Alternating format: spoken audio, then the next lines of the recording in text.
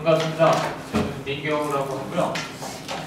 보충하자면 제가 2019년에 저는 전향서를 공식적으로 썼습니다. 전향을 안 써도 상관없거든요. 근데 제가 2019년도에 보니까 제가 후배들한테 미치는 영향도 있고 그래서 나는 내가 과거에 했던 일을 공식적으로 난 반성한다 라는 의미로 경찰 입회하에 검사의 지휘 아래 전향서를 썼어요. 2019년 봄에 썼고 그럼 2019년 하반기에 조국 사태가 있었을 때 그때부터 이제 이런 활동을 본격적으로 하고 있습니다. 제가 여러 선배님들 앞에서 이런 얘기를 하게 된 것을 영광스럽게 생각합니다. 지금부터 북한 연계제역, 특히 주사파 얘기를 해보겠습니다. 남로당이 있었는데 남로당은 너무 먼 얘기라 넘어가겠습니다. 그 다음에 80년대, 60년대부터 80년대까지 주사파를 가장 상징하는 단어는 통역당인데 이 통역당은 빠져 있습니다. 통역당의 핵심이 신영복이죠. 그 다음에 이제 80년대 얘기를 할 텐데요. 80년대에 5.18이 나고 나서 북한에서 어떤 딜레마에 봉착하냐면 예전에는 남로당, 통역당 등 그러니까 북한하고 연계된 세력이 남한에 있었습니다. 그러니까 통역당을 건설하려고 하면 북한에 있는 어떤 사람을 찾아서 남한에 내려보내서 네가 알고 있는 사람, 형, 조카 거기 찾아서 지하당을 만들어 이게 말이 됐는데 80년이 되니까 다 죽은 거예요. 없어요. 그래서 북한에서 이 총화회의, 전체 회의를 열어서 김일성이겠죠? 김일성 또는 김정일이 지시를 내립니다. 그래서 자 그러면 남한에 북한에 연고가 있는 어떤 사람이 없으면 그냥 북한과 연고가 없는 신세대 운동권하고 한번 해보죠. 이게 사실은 놀라운 결정이죠. 그리고 이것이 북한의 대남 공작사에서 가장 성공적으로 작동합니다. 대표적인 게 윤택님이에요. 이거 북한 공작원입니다. 윤택님이 내려와서 누구를 만나냐면 김영환을 만납니다. 윤택님하고 김영환은 아무 연고도 없는 상태입니다. 윤택님이 김영환 집 주소만 갖고 들어가서 전화하고 그냥 문 따고 들어갑니다. 윤택님하고 김영환을 만나서 한 사나흘 정도 만에 김영환이 지하당을 만들기로 합의합니다. 그리고 북한에 가서 잠수정 타고 북한에 가서 김일성을 만나고 민족민주혁명당을 만듭니다. 이게 민혁당이고요. 그리고 80년 이후 모든 주사파 운동의 뿌리는 민혁당입니다. 그러니까 53년 이전엔 남로당이고요. 60년부터 80년까지가 통역당이고요. 80년 이후 지금까지는 여러 개가 있지만 그중에서 운동을 대표하는 건 민혁당입니다. 그 다음에 유명한 이선실, 김동식, 권중현 이 라인이 만든 게 중부지역당이고요. 이거는 그냥 넘어가겠습니다. 그 다음에 또 하나가 있습니다. 1심에 해라는 게 있었는데 마이클 장이고요. 성대 8일합번이고 우국전이 안재구, 남빈, 왕재산 있었습니다. 그래서 90년대 초반이 되면 80년대 초반에 북한이 신세대 운동권하고 북한의 연고가 없는 신세대 운동권하고 지하당을 새로 만들자, 통역당을 대체하는 새로운 지하당을 만들자 했는데 불과 5, 6년간에 불과 한 10년 안에 90년대 초반이 되면 김일성을 만나서 조직된 남한의 지하당이 5개 있었어요. 북한이 5개를 관리했어요. 그 중에 제일 큰 게 민혁당이고요. 그 다음에 중부지역당, 1심의 왕재산, 구국전입니다. 5개 선이 쭉 갖고 있었고 더 있는지는 모르겠습니다. 5개는 확인된 거고 이게 90년대 중후반에 다 깨집니다. 한국의 공안당국은 상당히 유능하고 열심히 일했던 것 같습니다. 5개 선을 90년대 중반에 되면 다 잡아냅니다. 다 깨집니다. 그래서 90년대 중반이 되면 1차 와해가 됩니다.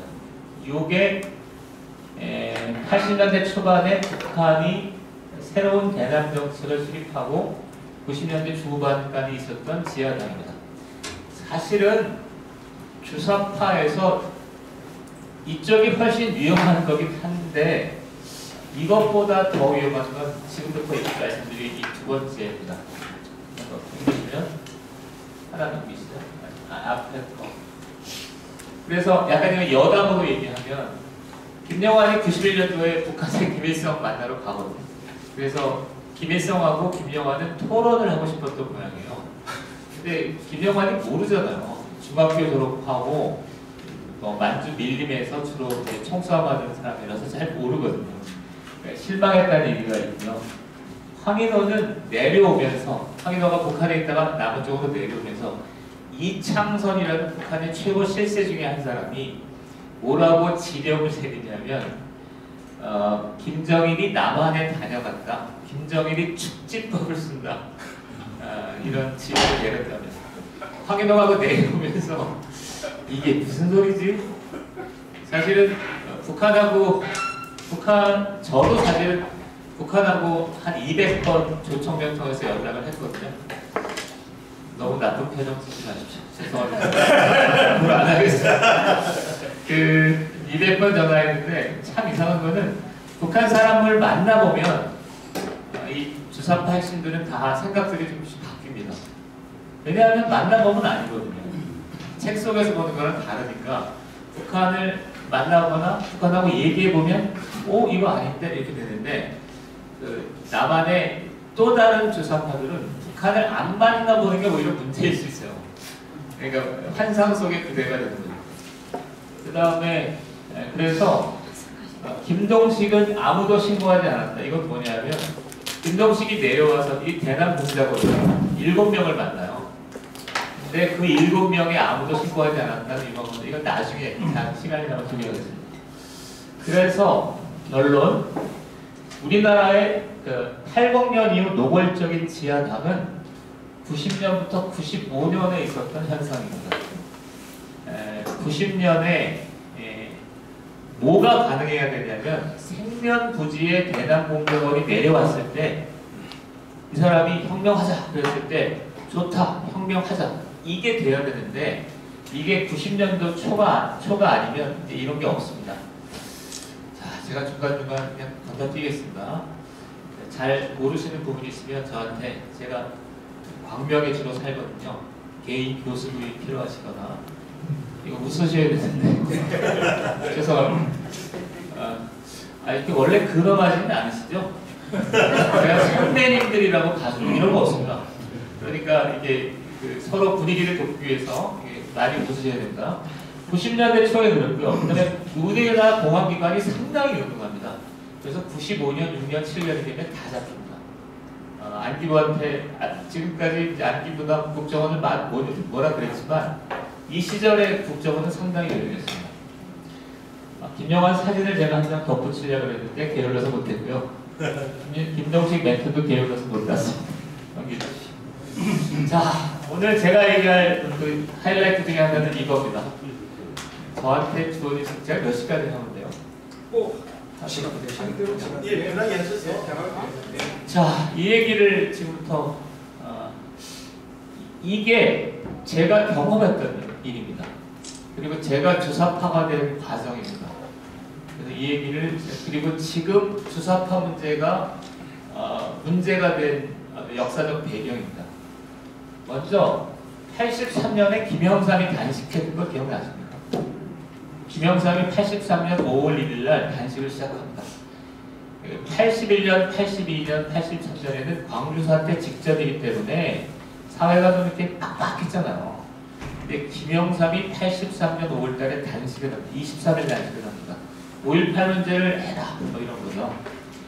그리고 나서 84년에 유화국면이 시작되는데, 유화국면이라는 게 뭐냐면 데모하다 잘린 학생들 다시 학교 들어오고 교수들 학교 들어오고, 결정적인 것은 원래 학교에는 경찰들이 있었어요. 근데 경찰들이 교문 밖으로 사라진 겁니다.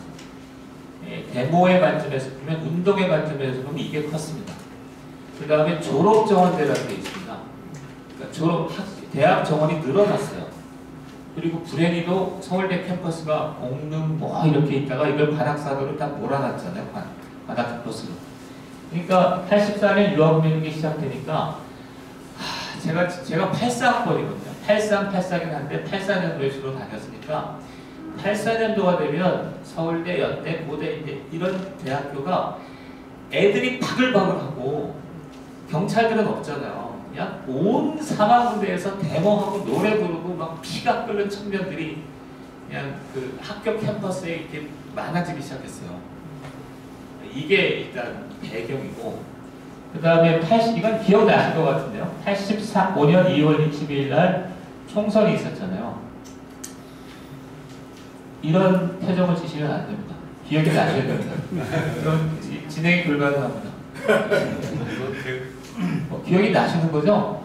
모른 척 하는 거죠? 후배라고 무시하시는 거죠? 4일 총선 아닌가? 85년 2일 총선인 것 같습니다. 이거 진행이 안 되는데. 가물가물하죠. 네, 여기서부터 두 개가 이제 엇갈립니다. 두 개가 엇갈리는데, 85년 2.12 총선이 딱 해서 김영삼, 김대중이 이기잖아요. 김대중은 미국에서 돌아와서 가택연금 상태에 있었고, 투쟁을 주도했던 건 김영삼이죠. 김영삼이 뭐냐면 그러니까 대통령 선거를 직선제로 하자라고 불을 지릅니다. 그러니까 사실은 제 마음의 정치 리더는 사실 김영삼입니다. 김대중, 노무현 그러지만 저는 그 84년, 85년도에 김영삼을 따라서 갔던 게 있기 때문에 김영삼 이 85년 봄에 직선제를 하자 이러면서 완전히 불러질렀습니다. 84년에 학생들이 두글두글 했는데 85년에 선거에서 이겨놓으니까 완전히 대학생들이 완전히 기가 살았습니다. 완전히 피를 받았습니다. 그런데 8월에는 이게 2.12 총선 봄이고요. 그 다음에 전두환이 말을 듣나요? 말을 안 들으니까 86년에 김영삼이랑 김대중이 다시 한번 동을 뜹니다. 동을 뜨면 개헌, 청원, 천만인 서명운동. 이것도 모르신다고 하면 저는 그만둘 여기가 있습니다. 계속해요. 원래 이러십니까? 그런데 86년도에 이게, 그 다음에 86년이 있었고, 87년에 이제 운명이 갈립니다. 87년에 김영삼, 김대중은 직선제로 하자! 그 다음에 전두환은 직선제로 하면 뭐가 안 될 것 같으니까 그냥 지금 선거제, 체육관 선거잖아요. 체육관 선거로 하자! 이게 붙잖아요. 그러니까 전두환이 더 이상 안 되겠어. 쓸데없는 이제 공미공단 그만두고 그냥 지금 선거대로 대통령을 뽑자. 이게 1987년 4월 13일 날 호헌되죠. 호헌선언이죠. 호헌선언입니다. 그러니까 이거를 시작으로 이제 호헌선언이 딱 되니까 이제 김영삼, 김대중은 좋댔거든요. 좋댔어요. 이거 안 돼. 간선대로 하면 김영삼, 김대중이 될 가능성이 없으니까 김영삼, 김대중이 이제 다시 이제 직선제 투쟁을 시작합니다. 그런데 될 리가 없죠. 지금하고 달라서 그 당시는 양 김씨가 투쟁을 거리로 나가면 김영삼 그 똘마니들 한 100명 가뿐하게 정경차에 태워서 그냥 보내고, 김대중은 아예 가택연금 상태였거든요. 그러니까 안 되는 거예요. 만약에 그 상태가 지속되었다면 우리나라는 체육관을 통해서 대통령을 다시 뽑았겠죠. 그리고 그 체육관 선거를 통해서 되는 사람은 김대중, 김영삼이 아니라 노태우가 되겠죠. 그리고 영원히 김영삼, 김대중은 대통령이 되지 않았을 가능성도 큰 거죠. 자, 근데 여기서 뭔가 필요했습니다. 김영삼, 김대중은 필요했는데 학생들이 나섭니다. 자, 이제부터 주석화가 등장을 합니다. 84년 유학훈련에서 학생들이 들끓었고 85년 선거에서 이기니까 아작이 났죠. 그랬는데 문제는 그 당시 학생은 민주주의에 별 관심이 없었습니다. 80년 광선 때가 딱 나니까 주로 사회주의 공산주의 이념을 받아들였습니다. 80년대 초반에 그랬습니다. 물론 제가 그런 건 아닙니다. 선배님들이 그랬습니다. 죄송합니다. 사회주의 공산주의 이념에 따르면 직선제 같은 거는 쓸데없는 짓입니다. 뭘 해야 되냐면 직선제는 쓸데없고 혁명을 해야 됩니다. 프롤레타리아 혁명을 해야 되는 거고, 프롤레타리아 혁명을 그리고 그걸 하기 위해서는 그냥 무력으로 점거해야 돼요. 그래서 85년, 86년에 제가 2학년, 3학년 때니까 학교에 가서 날이면 날마다 이 짓을 했습니다. 거리에 한 300명이 거리에 나가요. 300명이 거리에 나가면 전경들이 이제 거리에 나 있다가 평소에 이제 보도에 있다가 주동자가 여기 딱 그러면 거리로 나가는 거예요.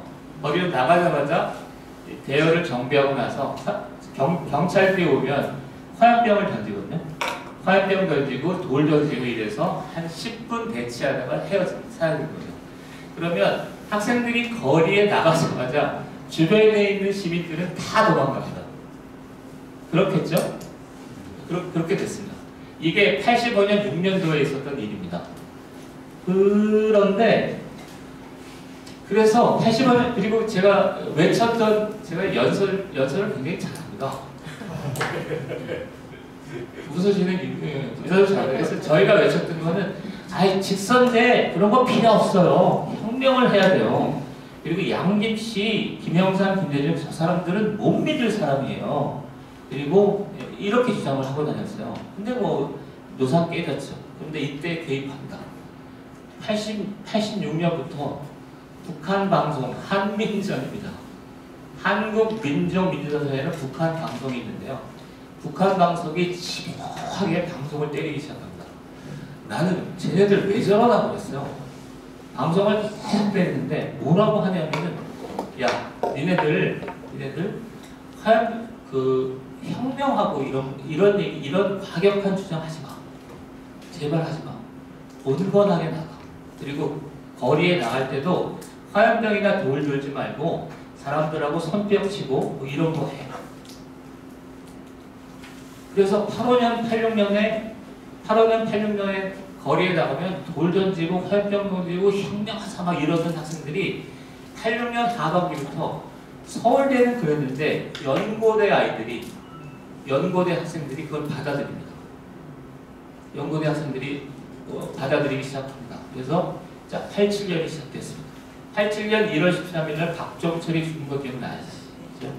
87년 1월 13일 날 박종철이 죽었습니다. 87년 전국에 있는 대학가는 상상했습니다. 굉장히 추웠나? 하여튼 싸늘했습니다. 그런데 4월 13일 날 호원제 기억나시죠? 5월 달부터 학생들이 다시 거리에 나서기 시작합니다. 그런데 85년, 86년 거리에 나가는 학생들하고 87년에 거리에 나가는 학생들은 전혀 다른 학생들입니다. 이때는 화염병 들고 돌 던지기 바빴거든요. 그런데 87년이 되면 돌과 화염병을 아예 안 들고 갔습니다. 안 들고 가서 이렇게 합니다. 그리고 거리에 나가면 도로 점거하고 이렇게 하지 않았습니다. 그때 87년에 나가니까 저희는 옛날에는 도로 점거했거든요. 근데 도로 점거하지 말고 그냥 길가에서 박수 치는 거예요. 박수. 보원철폐 통제타로 직선제 이렇게 박수 치고 이러니까 경찰들이 화염병 던지는 순간 덮치거든요. 공격해 오는데 그게 안 되는 거예요. 경찰들이 볼 때도 화염병도 안 들고 있는 애들을 공격하기는 그러니까 좀 지켜보는 거예요. 그리고 보원철폐 독재타로 이렇게 손뼉 치면 옆에 있는 시민들이 대거 가세하기 시작합니다. 이게 제가 말로 설명하는 건 불가능한데요. 87년에 제가 6월달에 거리에 살았는데 거리에 나가서 이렇게 한 300명이 학생들이 나가면 몇천 명이 저 건물 안에 있는 지금도 몇 장면이 기억납니다. 간호사 한 분이 한 10층 그 계단에 창문에 매달려서 그냥 열광적으로 손수건을 흔들어요. 지금도 그 장면이 생각납니다. 이렇게 해서 그냥 그 거리를 학생들이 완전 장악해버렸습니다. 다시 한번요. 여기서 4월 13일 날 호원제가 있었죠. 양김씨랑 전두환의 운명이 갈립니다. 전두환은 뭐를 하려고 했다? 체육관 선거로 대통령을 뽑고 그러면 김대중, 김영삼은 대통령이 될 수 없습니다. 그리고 지금까지 우리 특별한 대통령을 볼 수 없습니다. 반면에 만약에 대통령 직선제로 하면 양김씨에도 가능성이 있었겠죠. 그런데 87년 5월이 되면 두 세력이 경합하면서 아니 전두환 대통령은 경찰하고 군대를 쥐고 있으니까 할 수 있는 일이 없어요. 이때 이제 학생들이 거리에 나와서 판도를 뒤집습니다. 판도를 뒤집어서 전두환이 볼 때는 두 가지밖에 선택이 없었습니다. 하나가 군대가 나오는 거죠. 실제 6월 18일 날 군대가 나오려고 했습니다. 그 다음에 두 번째는 군대 아니면 거리 시민들의 요구를 들어주는 거죠. 둘 중에 하나밖에 없었습니다. 그리고 이거는 사적인 기억입니다. 자, 우리의 영웅 김영삼이 등장합니다. 6월 13일 날 최후의 담판이 시작됩니다. 김영삼은 직선제를 하자. 전두환은 현행 체육관 선거로 하자. 김영삼이 깡다구 만점의 사나이입니다. 그 군대가 출동될 수도 있는 상황에서 직선제로 다시 한번 싸운다. 그래서 6월 26일 날 마지막 거리 시위가 있고 그 다음에 3일 뒤에 유비고선에서 직선제가 되죠. 이게 87년 6월 달의 스토리인데 제가 하고 싶은 얘기는 이겁니다. 지금부터 첫 번째는 85년, 86년도에 폭력, 프롤레타리아 혁명을 주장했던 학생들이 87년에는 전혀 다른 모습으로 거리에 나와서 전두환과 김영삼의 파워게임에서 판을 흔들어 버립니다. 그런데 거기서 이 변화를 누가 이끌었냐면 북한의 한민전 방송이 한 겁니다. 제가 이거를 그 당시도 한민전 방송 듣고 방송이 했는데 그래서 지금도 87년 이게 제가 어떻게 잊겠습니까? 87년 6월 달에 서울대 입문의 학생회장이었거든요. 근데 지금도 도대체 6월 달에 우리가 이기긴 이겼는데 거기서 누가 어떤 역할을 했을까라고 생각을 해요. 늘 생각하는데 하나의 플레이어는 김영삼이었거든요. 김영삼이 아주 강인하고 끈질기게 직선제를 밀고 갑니다. 그런데 이 직선제 국면에서 거리 투쟁을 주도했던 학생들의 이 변화는 누가 한 거냐면 제가 스파이 외전, 저희 밖에 팔고 있는 책에 사실은 고통스럽게 제 30년 인생의 어떤 결론을 쓰면 이거 학생들이 거리에 나가서 손뼉 치면서 대중의 호응을 받으면서 6월 항쟁의 판도를 바꿔낸 게 우리가 잘한 게 아니라 북한 애들이 한 거구나.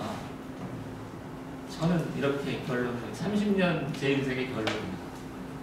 그리고 6월 그러면 뭐가 문제가 되냐면 그런 6월 항쟁 투쟁의 학생들이 했던 역할이 뭐로 이어지냐면 전대협과 한충전으로 이어집니다. 그러니까 이렇게 됐거든요. 하나만 더 넘겨주시죠. 그래서 전체적으로 제가 하고자 하는 얘기는 87년 6월 민주화운동, 그 다음에 전대협이 북한의 영향을 받았더라는 것은 많이 그렇게 생각하실 건데 87년 6월 민주화운동이 북한의 영향을 받았다는 것은 잘 동의가 안 되시죠. 솔직히 말하면 6월 항쟁의 제 당자로서 북한이 상당한 영향을 미쳤습니다. 그리고 6월 민주화운동 과정에서 전대협이 만들어지기 때문에 80년 전대협의 투쟁은 북한하고 상당히 연관이 있습니다. 자, 요 얘기는 쭉 쓴 건데요. 이렇게 됐고 전학열 3인투 보시죠. 김민석, 함은경, 송영길, 김영춘, 후이네. 굉장히 유명한 사람들이 등장하고 그 다음에 넘겨주시죠. 자, 이제 한민전 얘기를 다시 하겠습니다. 한민전이라는 얘기를 제가 이 자리에서 결론적으로 드리고 싶은 말씀은, 만약에 민주화 운동권들의 약점이 있지 않습니까? 여자 관계가 약점일 수도 있고, 그 다음에 돈 문제가 약점일 수도 있는데, 현재 운동권들의 최고의 약점은 한민전입니다. 제가 드리고 싶은 말씀은 이겁니다. 북한 방송을 듣고 운동을 한 겁니다.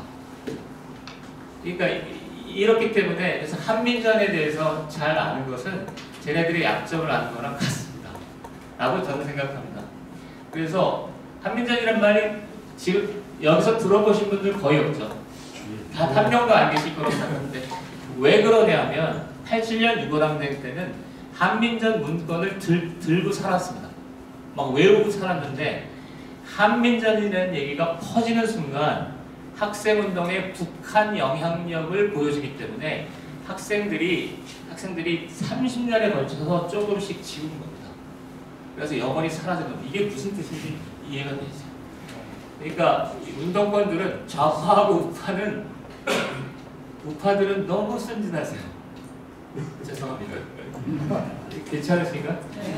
자, 좌파들이 어느 정도까지 이 정보를 다루냐면, 여기 5명이 있잖아요. 10명이 있는데, 그 10명 전원이 한민전 방송을 듣고 1년 내내 살았던 사람인데, 5년이 지났습니다. 동창회에 갔습니다. 여기에 5명 이외에 한 사람이 등장합니다. 낯선 사람이. 그러면 한민전 얘기는 하지 않습니다. 누가 모의를 하지 않은 건데도 그렇게 합니다. 왜냐하면 유골항쟁 때 너 왜 그런 짓을 했어? 우리 학생회에서 결정을 내렸어. 우리 친구들이랑 결정을 내렸어 하지, 한민전 방송을 듣고 했다라는 얘기를 하지 않습니다. 조금씩 지우는 거예요. 그래서 30년 지나면 완전히 사라진 거거든요. 야, 이게 참 어렸을 때부터 학생회 만들고 과학생회 만들고 이랬던 친구들이 지금 집단적으로 30년, 40년 후에 나이가 든 거라서 지금도 그런 태도를 유지합니다. 그런 거를 다 보고 있으면, 야, 다른 건 몰라도 참 저런 태도는 훌륭하다, 그러고 있죠. 한민전 얘기를 소개할 텐데, 아까 통역당이 중요하다고 했잖아요. 자, 통역당 간단히만 갑니다. 60년대 중반에 북한이 통역당이라는 지하당을 만들었는데 이게 깨졌습니다. 68년에 중앙정보부에 적발이 됐는데, 북한이 묘한 일을 합니다. 북한이 좀 가난한 나라지만 이런 거는 한번 배울 만합니다. 통역당이 분명히 깨졌는데, 그러면 두 가지가 있지 않습니까? 하나는 지하당을 새로 만들 수가 있죠. 지하당을 만드는 게 아니라 이렇게 하지 않고 그 깨진 조직이 마치 살아있는 것처럼 발표합니다. 그리고 그 조직의 이름으로 해주에서 방송을 때립니다. 이게 그 이름도 유명한 통역당 목소리 방송입니다. 자, 68년도. 그리고 이 통역당에 관련된 게 신영복입니다. 쭉 가잖아요. 그래서 얘네들이 유령 조직이에요. 조직이 아닙니다. 방송입니다. 방송. 그런데 한민전, 근데 이 통역당이 아까 80년대 중반에 북한이 신세대 운동권과 새롭게 운동을 재개하려고 했다고 했잖아요. 그거와 때를 맞춰서 이름을 바꿉니다. 한민전 그러지만 플레임은 한국민족민주전선입니다. 한민전 방송이고. 자, 그러면 지금부터 제가 방송 원문을 녹음된 걸 가져와야 되는데요. 다른 무엇보다 이 방송을 직접 들으셔야 됩니다. 지금 근데 브레기도 국정원 지하 비밀 서고에 있을 걸로 보이는데, 제가 86년부터 91년까지 한 5년간 일제 고성능 라디오를 가지고 일주일에 2번 정도씩 들었습니다. 1시간 정도씩 들었습니다. 자, 소개합니다. 지금부터. 자, 한민전 방송인데요. 평양방송은 이렇게 됩니다. 평양방송은 이거 모방해야 되는데, 위대한 수령 김일성 동지 이렇게 하잖아요. 방송에 지금도 보시는 거죠. 한민전 방송은 그렇게 하지 않습니다. 한국민족민주노선 중앙위원회는 7월 18일 성명을 발표했습니다. 성명 전문은 다음과 같습니다. 쭉 가서 7월 18일 여기는 서울입니다. 제가 말한 워딩하고 똑같이 나오구나. 학생들이 이거에 속았습니다. 쪽팔립니다. 여기는 서울입니다. 이거에 속았습니다. 해주에서 방송을 때리는데 여기는 서울입니다. 여기는 서울이라니까 서울 어딘가에 뭐가 있어야 되잖아요. 뭐가 있다고 저희는 생각했냐면 한민전 중앙위원회 한국민중의 이겁니다. 이게 한민전 원문 전부입니다. 한국민중의 애국적 전위대를 한민전이라고 믿었죠. 애국적 전위대 지하당이라는 거예요. 서울에 지하당이 있다는 거예요. 그러면 지하당이라면 사회주의 정치론상 지하당이 하는 걸 믿고 따라야 되잖아요. 그러니까 우리는 한민전 방송을 믿고 따르면 된다라고 생각했고 한민전 방송이 뭐라고 얘기했다고요? 돌과 화염병을 들지 말고 혁명이라는 얘기를 하지 말고 손뼉치고 이러면서 양김씨를 따라 직선제 투쟁을 해. 직선제 투쟁을 해. 이게 한민전이 방송의 핵심이 그겁니다. 근데 그래도 그렇지 깨끗한 서울말로 나오니까 그렇죠. 그리고 마지막에 여기는 구국의 소리 방송입니다. 여기는 서울입니다. 서울에 있다고 생각했어요. 그리고 서울에 있다는 건 뭐냐면 북한하고 다른 한국 민중의 그러니까 북한이 아닌 한국 민중의 전위 조직 지하당이라고 생각했습니다. 아휴 이게 이랬으니 이게 고통스러운 독백이라고 봐주십시오. 사기입니다. 북한이 남한에 당시 학생운동권은 서울대 학생들이 제일 많았거든요. 서울대 학생들을 갖고 놀았습니다. 거대한 사기입니다.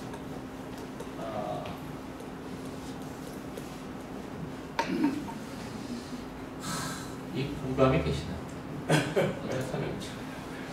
그리고 이게 언제까지 사기가 통하냐면 그렇고요. 그 다음에 BC 소조라는 게 뭔데? 브로드캐스팅 소조라는 건데 전국의 대학에 유명한 대학에 다 방송만 직업적으로 녹취하는 팀이 있었습니다.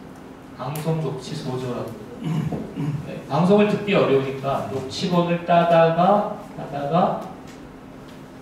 이거를 배포해서 한민전 방송은 한 학생운동의 한 10%, 5%, 10% 정도가 이걸 받습니다. 그 다음에 하태경 의원의 증언입니다.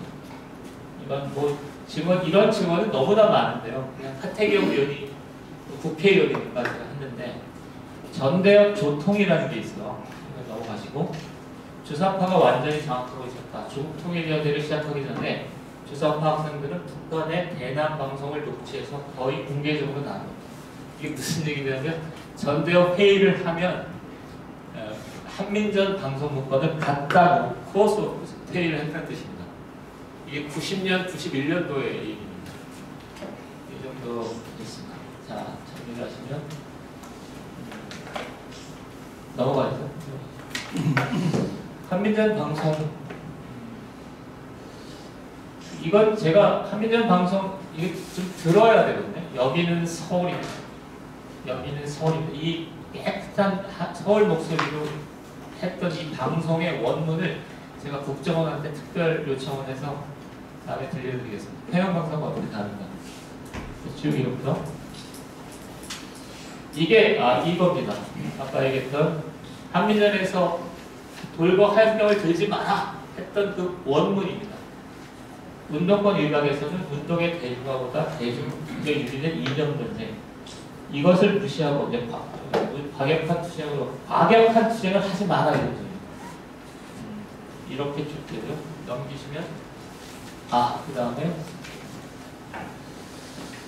여기까지가 제가 드린 첫 번째 얘기인데요. 자, 정리를 하자면 80년부터 전대협이 만들어질 때 북한이 개입을 해서 전대협의 과격한 요소를 돌려 세우고 이게 전대협이 됐다. 그리고 돌려서 이렇게 얘기는 한민전이다 이런. 제가 첫 번째 얘기를 드린 건데 지금 50분입니다. 두 번째는 한 청년 얘기를 드릴 텐데 이거가 이제 한 청년 얘기인데 그 88년부터 87년에 93년이 됩니다. 자, 두 번째 얘기입니다. 자, 우리 다시 마음을 정갈하게 하고 수업을 하겠습니다. 한 청년은 제가 볼 때 주사파가 올라가게 된 비리는 이것 때문입니다. 93년 김영삼 정권이 들어서잖아요. 그런데 직선, 우리는 대부분의 사람들은 어떻게 생각했냐면 이제 김영삼 정권이 들었으면 됐어. 좀 마음에 안 들어? 그러면 5년 있다가 선거를 통해 바꿔. 이게 우리가 아는 민주주의잖아요. 그런데 주사파는 주체 사상은 아까 직선제를 강조하면서 뭔가 유연한 듯 보이지만 본질적으로 한국을 식민지라고 보는 겁니다. 미제의 강성대 식민지라고 보기 때문에 기본 사상이 뭐냐면 선거를 할 수 있어. 직선제를 이용할 수 있어. 그런데 직선제를 통해서는 아무것도 변하는 게 없으니까 결국 두들겨 잡아. 타도해. 이겁니다. 그러니까 93년에 김영삼 정권이 들어섰거든요. 그러면 사람들은 이제 87년에 여운이 있어서 막 싸우다가 91년, 92년, 93년이 되면 이제 권력의 교체라는 건 선거를 통해서 되는 거구나. 이렇게 분위기에 젖어 있었는데 학생들은 이미 주사파가 장악을 했잖아요. 주사파는 선거를 근원적으로 불신하는 집단입니다. 그래서 김영삼 정권을 타도하자라고 싸웁니다. 거리에서. 제가 그 학생들을 배우조정했습니다. 죄송합니다.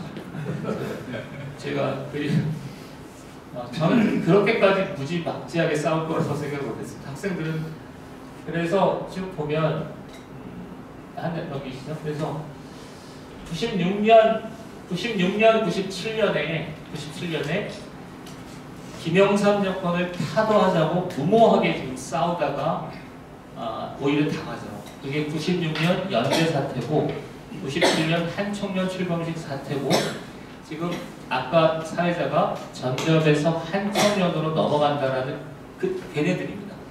그리고 지금 고문치사 사건으로 연루돼서 정의찬, 강의원이로 지구들이 다 그때 의장들입니다. 이 얘기도 좀 넘어가서 넘어가고. 자, 오늘 두 번째 중요한 얘기를 하겠습니다. 인자산의 약속이라고 들어보셨나요? 인자산의 약속을 잘 모르실 거예요. 지금 얘기하는 게 정통 버전이니까 인자산의 약속을 안다고 생각하시는 분이 있으면 일로 와라. 내가 들었거든 인자산의 약속. 뭐냐면 사실 85년 한민전이 만들어지고 90년대 초반에 지하당이 연결되고 그 다음에 95년에 다 깨진다고 그랬었어요. 깨졌으면 이 새끼들이 안 해야 되는데 이 새끼들이라는 건 북한 애들입니다. 안 해는 또 합니다. 북한은 지겹습니다. 또 하는데 뭘 어떻게 하냐면은 2000년대가 되면 옛날하고 어떤 변화가 있냐면 남북 정부급 대화가 생기잖아요. 그 다음에 사이버 이런 게 변화가 있으니까 2000년도에 북한 애들이 6.15 공동선언 김대중하고 김정일이 만난 불과 3개월 후에 또 모의를 합니다. 북한에서 조청년에서 저한테 전화를 했습니다. 믿기지 않으시겠죠? 제가 의외로 거물이 있었습니다. 전화가 이걸로 전화했습니다. 얘네 투지폰인가? 조청년은 북한이에요. 사실상 북한의 박용이라는 사람이 저한테 전화를 했습니다. 팩트입니다. 저를 이렇게 띄엄띄엄 보시면 안 됩니다. 조청년하고 북한하고 직접 통화가 된 몇 명 안 되는 사람 중에 하나입니다. 제가 어떻게 반성할까요? 네, 그런데 이 양반들이 뭐라 그러냐면 이번 10월 달에 남한의 운동권들을 초청할 거니까 미리 준비해 주십시오. 저한테. 제가 남한 주사파 운동의 거의 대빵 중에 한 사람이거든요. 그러니까 제가 이제 다 모아다가 10월 달에 올려보냈습니다. 올려보냈더니 행사를 막 했죠. 그러니까 북한이 관여된 모든 행사는 조심해야 될 게 공식 행사는 아무것도 아닙니다. 이렇게 행사를 하잖아요. 그리고 뒤에 뒤풀이를 하잖아요. 뒤풀이가 진짜입니다. 뒤풀이에서 별 얘기가 다 되는데 이렇게 막 행사를 한 다음에 자, 이거 외우셔야 됩니다. 안경호, 오정렬. 안경호는 북한의 총책이고요. 오정렬은 남한 주사파 운동의 상징적인 인물입니다. 이 양반한테 뭐라고 하냐면 야 이제 통일운동 같은 거 좀 그만하고 임수경 보내고 막 난리치잖아요. 이런 거 하냐고. 그러면 그 무슨 뭐 요란하긴 한데 남는 거 아무것도 없어. 그런 거 그만하고 뭘 해라? 민주노동당에 가입해라. 이게 군자사. 그 다음에 이걸 끝나고 나서 곧바로 내려와서 민노당 가입해 이럴 수는 없잖아요. 그러니까 한 1년 동안 사전 작업을 해서 주사파를 다 모아놓고 한 700명 모아놓고 군자산이라는 데서 이제부터 민주노동당에 가입하겠다라고 선언을 합니다. 이게 군자산의 약속입니다. 군자산의 약속 9월 폐지하는 겁니다. 그래서 군자산에서 700명이 뭐 잠깐 정치를 그러니까 민주노동당은 개뻥입니다. 2000년부터 2004년 정도까지만 그게 민주노동당이 남한에서 한 거고요. 2004년 이후에 민주노동당은 북한에서 한 겁니다.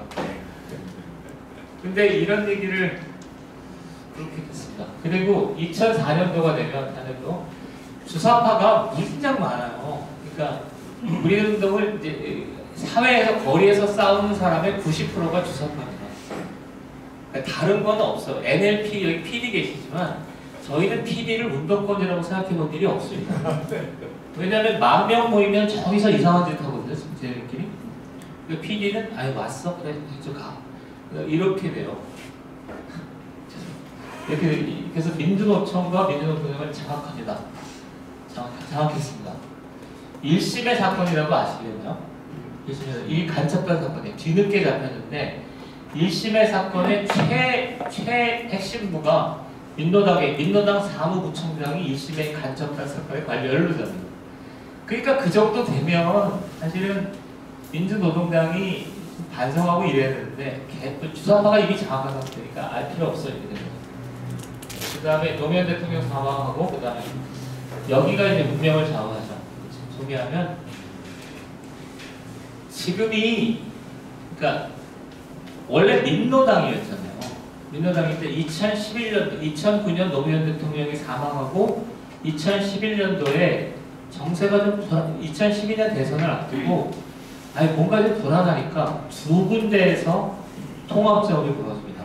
하나는 뭐냐면 이정희라고 있죠. 그 여자분. 그 여자분이 이끄는 민노당, 유시민이 이끄는 국민참여당, 그다음에 진보시당 탈당파가 이끄는 심상정 노회찬이 이끄는 이게 합쳐서 통진당이 되잖아요. 이걸 기억나시죠? 고개를 안 끄덕이시면 지진하러 간주하고 2차 이렇게 됐어요. 2011년 12월 때. 여기서 문제가 되는 건 뭐냐면 이정희는 원래 주사파입니다. 근데 괜찮은데 유시민이 이정희의 민노당이 주사파가인지 몰랐겠냐고요. 당연히 알았습니다. 모른다는 건 웃기는 소리입니다. 그래도 합니다. 왜 그러냐면 2012년에 대선에 출마하고 싶으니까 통진당의 조직력을 활용해야 됩니다. 민노당이. 두 번째, 심상정 노회찬 안 듣게 하는데 자꾸 이 양반들이 이정희의 민노당이 주사파인지 몰랐겠냐고요. 웃기는 짜장면 같은 소리입니다. 그러니까 심상정 노회찬도 국회의원이 되기 위해서 한 거예요. 제가 볼 때 이게 문제예요. 유력한 정치인들이 버젓이 주사파인지 알면서도 자기의 이익을 위해서 조직을 합니다. 이걸 가만두면 안 돼요. 제가 두 번째 한민정당 이거예요. 그러니까 주사파가 그 틈바구니를 타고 생각보다 번성하고 있는 거고요.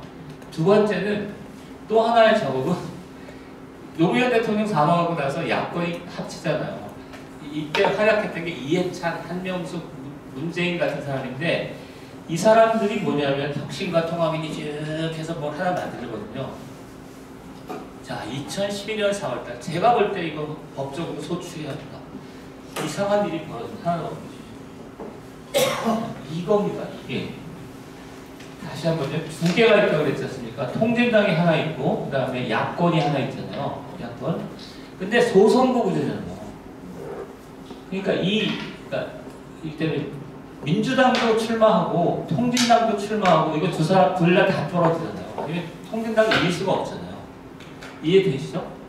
이해돼야 하는데 다음이 이해되는데 민주당이 제가 볼 때 한국 역사상 전무후무한 양보를 합니다. 왜냐하면 7개 지역에서 민주당 후보를 안 냅니다. 그리고 그 7개 의석에서 결국 통진당이 단일 후보가 돼서 통진당이 7석을 지역에서 얻습니다. 그리고 비례까지 합쳐서 6석이니까 13석입니다. 자, 놀래주셔야 됩니다. 상상을 초월하는 득표를 했는데 이거의 원동력이 뭐냐면 통진당이 아니라 민주당의 당권파가 통진당이 주사파임에도 국회의원이 돼도 돼! 하는 겁니다. 그렇게 해서 된 사람이 민혁당 조직원들입니다. 조직원들이. 민혁당 조직원 이석기, 이상규, 김미 이거 전부 다 민혁당 조직원이고 그 사람들이 민혁당 조직원이라는 것은 저도 알고 있던 다 아는 사실입니다. 그런데도 그렇게 해버렸어요. 그러니까 이제 그 군자살해 약속이 거의 국회의원 13석이 되는 대약진 상태로 갔죠. 여기에서 이제 국정원이 활약합니다. 여기서부터 국정원 직원들한테 들은 얘기라서, 여기서 들은 얘기라서 이석기가 위험한 사람이에요. 어디에 갔대요? 어느 나라에? 저는 알고 있는데 그냥 넘어갔습니다. 북한 요원이랑 접촉하는 거를 봤대요. 사진까지 찍었는데 녹음을 못했답니다. 그리고 나서 북한에서 주사파가 한 8개 정도 됩니다. 8개 그룹 정도가 되는데 그때 다 무슨 오더를 내리고 있었냐면 보도를 내립니다. 지금도 내려오고 있습니다. 제가 왜 그걸 아느냐? 아니 고위급이라니까. 최고위급이니까. 지금도 북한에서 아끼는 애제제라니까. 8개 선을 대는데 뭐냐면 북한이 남침할 때니까 유류서 점거해라. 통신서 장악해라. 라고 선을 내리는데 이 병신같은 이석기가 그거를 합정동 수련원에서 한 몇백 명 모인 가운데 떠버린 겁니다. 그걸 양기부지가 탁 녹취를 해서 터뜨린 거죠. 그게 이석기 사태죠. 통진당 사태죠. 아이고. 그래서 그러니까 그 아찔했죠. 나도 지금 그 의석수 13개면요. 그건 아무것도 못합니다. 정의당이 뭐 몇 석 안 돼요. 그런데도 저렇게 캐스팅 못하고 막 이러는데 13석 의석을 가진 민혁당 조직원이 있는 당이라는 건 한마디로 남로당이 우리나라 대선권에 의석이 놀라운 일을 했습니다. 이렇게 됐고 나중에 저기 자세히 소개해드리겠습니다. 그 다음에 넘기시면 이렇게 해서 이제 이거 한번 보시죠. 그날 그 합정동 수련회에서 이석기가 불렀는데 이게 유명한 혁명동지거든요. 동만주를 저도 좋아했던 노래입니다. 물론 죄송합니다. 이 동만주라는 건 뭐냐면 저기입니다.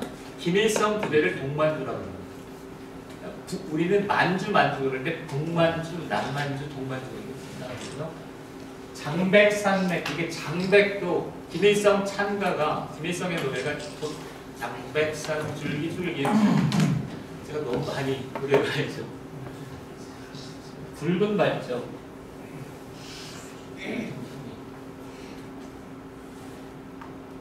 이게 주사파를 좀 아시면 정말로 빨간 가사는 이겁니다. 너는 조국 나는 청년. 이게 왜 빨간지 모르시죠? 김일성을 형상화한 영화가 있습니다. 그 영화의 마지막 장면이 너는 김영 나는 성도 이렇게 됩니다.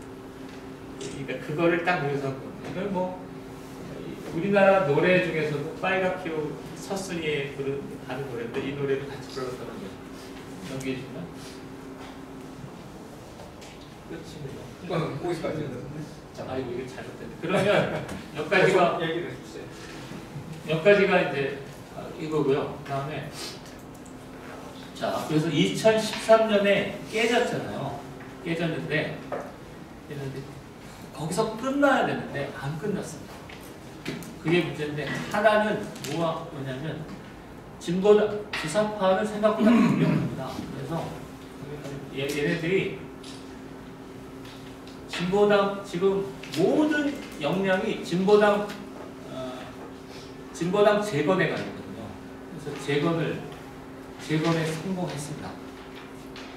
지금 저기 강성희 씨 전주 재보궐선 당선때 그 양반이 주사파도 그냥 생 주사파입니다. 아주 센 주사파고 그 다음에 이 양반들이 전주을에서 재보궐선거가 있었는데 그때 이제 전국의 주사파들 한 몇천 명이 내려가서 아침마다 이 청소하고 뭐 사람들 이렇게 인사하고 이러니까 전주만 해도 약간 촌동네잖아요. 전주를 총동네라고 하는 게 믿기지 않거든요. 전주 그냥 그렇다고 치고 하니까 할머니들이 그렇게 좋아하는 거예요. 그러니까 저도 이제 그 어디 가면 꼬물꼬물 애들 지나다니면 좋잖아요. 근데 손자가 하나 있었으면 그래서 우리 망할놈의 새끼가 결혼을 안 한다 그래가지고 아이고 죄송합니다. 이게 꿈이 있는데 그 동네에 청년들이 와서 그냥 춤추고 노래하고 그러니까 너무너무 좋은 거예요. 그러니까 당선이 되어버렸어요. 그리고 또 하나 그해 작년인가 지방 재보궐선거에서 진보당이 약진했습니다. 어디서 약진하냐면 주로 전라도 농촌 지역에서. 지금 이게 서울이잖아요. 서울이니까 서울 분위기랑 지방 분위기랑 확연히 다릅니다. 서울은 아무래도 젊은 사람들이 많고 사람도 많잖아요.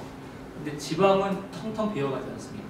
그리고 나이가 고령화되니까 여기 근데 반대로 보통 사람들은 시골에서 지방으로 올라오는데 주사파들은 서울에서 지방으로 내려갑니다. 이게 모택동의 하방 개념입니다.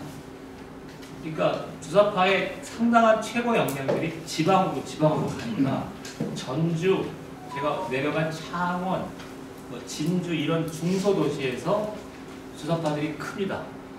이게 뭐냐면 창원 간첩단 사건입니다. 창원 간첩단, 그 사람들이 왜 창원 간첩단, 청주 지역 간첩단 이런 거 있지 않습니까? 근데 그 사람들이 왜 서울이 아니겠습니까? 민혁당은 서울에서 활동하는 조직이거든요. 그 다음에 중부 지역도 그런데 서울이 아니면 서울에서는 주사파가 성장하기 어렵습니다. 그러니까 지방에서 주사파의 역량이 괜찮은 사람들이 지방으로 내려가고 이 지방을 모태로 해서 생겨난 새로운 형태의 간첩 조직이 청주, 창원, 민주노총 간첩단 사건입니다. 이거는 그 얘기를 해보면 저만 이런 분석을 하는데 제가 워낙 탁월하기 때문에 제 얘기를 믿으시는 게 좋겠어요. 안 믿기면 별로 동의하지 않으겠습니다. 이렇게 됩니다. 그래서 진보당 저 가만두면 안 됩니다. 제가 볼 때 정상적이면 민주당 국회의원들이 강성희 씨 진보당하고는 인사도 하지 말아야 된다. 주사파인데요. 근데 그렇지 않은 게 하나 있고요. 그 다음에 두 번째는 이제 민주노총 얘기를 해드릴 텐데 2000년도까지 민주노총의 주력은 현대자동차, 현대중공업 이런 거잖아요. 대공장 남성 노동자들인데 2000년도가 되면 현대자동차, 현대중공업 이런 데는 무진장 월급이 높습니다. 그러니까 얘네들이 노동운동을 할 아무런 이유도 없거든요. 그래서 2000년도부터는 노동운동의 중심이 비정규직으로 바뀌었습니다.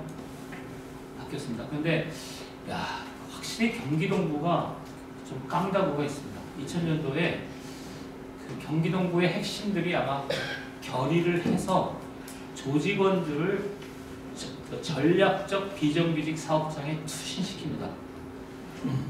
이게 대단한 일이죠. 그래서 전주 현대자동차 비정규직에 누가 들어가냐면 누구겠습니까? 강성희 씨가 들어갑니다. 지금 국회의원이죠. 무려 20년을 내다보고 내리꽂는 겁니다. 그 다음에 또 하나 기아자동차 비정규직에 누가 들어가냐면 누구겠습니까? 양경수가 들어갑니다. 양경수 민주노총 현재 위원장. 쭉 들어가니까 2001년도 그때 뭐 한 젊었을 때 들어가서 한 10년 이상 비정규직 노동이 그래도 쉽게 뭐 그렇게 고되진 않겠지만 10년 이상 그렇게 버티기가 쉽지 않거든요. 그래서 쭉 옵니다. 그러면서 민주노총을 거의 다 장악했어요. 그 다음에 2013년 그리고 이석기 사태가 나니까 이때 저랑 같이 활동했던 주사파 최고위급 활동가들이 하방합니다. 안 되겠다. 더 이상. 지금 이 상태로 상층 활동을 하면 안 되니까 기층에 내려가서 비정규직을 조직해서 다시 진보당을 재건하자. 이경로를 탑니다. 택배 노조, 마트 노조 이게 다 주사파입니다. 우리나라 비정규직 노조가 다 주사파. 제가 볼 때 한 40%는 주사파로 넘어갔습니다. 이미. 전주 넘어가듯이 넘어갔습니다. 굉장히 이렇게 됐고요. 그 다음에 2013년 민주노총 직선제가 시작되거든요. 직선제가 하여튼 위험합니다. 직선제가 딱 되놓으니까 그러니까 정상적으로 선거를 치면 양경수 같은 사람이 위원장이 될 수 없어요. 그런데 직선제를 하면 비정규직 같은 거를 조직해서 표를 집중시켜버리면 위원장이 되는 거야. 그래서 양경수가 한 번 되고 올해 또 한 번 재선되고 민주노총 역사상 또 유일한 재선 민주노총 위원장입니다. 양경수입니다. 그래서 주사파는 지금 딱 두 군데를 전략적 지역으로 하는데 하나가 저기 진보당이고요. 하나가 비정규직 사업장 민주노총입니다. 주사파는 지금 그 많이 통합진보당 사태가 워낙 컸기 때문에 13년 그래서 제가 첫 번째 큰 챕터는 학생운동하고 80년부터 90년까지는 전대협과 북한의 개입 이게 주제였고 2000년 이후 지금까지는 민노당과 북한의 개입인데 군자산의 약속이 효과적으로 작동을 하다가 2013년에 이사키 사태로 끝장이 났죠. 근데 이걸로 끝난 게 아니라 계속되고 있습니다. 그래서 두 군데가 아주 위험합니다. 진보당이고요. 그다음에 두 번째는 민주노총입니다. 진보당은 집행부는 전부 주사파입니다. 얄짤 없습니다. 진보당 자체를 해산하는 게 좋을 정도로 거기는 집어넣고 그 다음에 두 번째는 당원이 한 몇만 명 됩니다. 전부 주사파. 진보당 통째로 그냥 들어가는 게 좀 이 영상 되게 큰일. 민주노총은 집행부라는 게 뭐냐면 민주노총 사무실에 가면 거기 일하는 사람들이 있잖아요. 닳고 다른 사람들인데 이 사람이 한 50명 정도 되는데 50명 중에 40명이 주사파. 많죠. 대부분 다 주사파. 그 다음에 민주노총 위원장이 주사파고 핵심 간부들이 주사파. 까지가 있고요. 그 다음에 제가 볼 때 가장 위험한 거는 총선 때 지금 아주 주사파 역사에서 가장 위험한 거는 야권이나 시민사회가 주사파한테 너무너무 너그럽다는 거예요. 이게 문제입니다. 그러니까 저는 범민련 남측법원 사무처장이고 서울대를 나온 나름 이렇게 인텔인데 제가 90년대에 어디를 가면 만나주지도 않았어요. 너 무슨 이적단체의 책임자가 어디 와서 이러냐 이러는 건데 지금은 뭐 얘네들이 국회의원들 막 만나고 국회의원들하고 포용호제 하는 거예요. 윤미향 이런 사람들이 그러게 돼서 주사파가 번식할 수 있는 굉장히 좋은 환경인데 그렇습니다. 그래서 분자산의 약속은 그렇게 됩니다. 다음에 질문 좀 받으셔도 됩니다. 예. 자, 그러면 제가 두 가지 얘기를 했고요. 그 다음에 나름 훌륭한 강의였다고 생각합니다. 힘찬 박수를 보내주세요.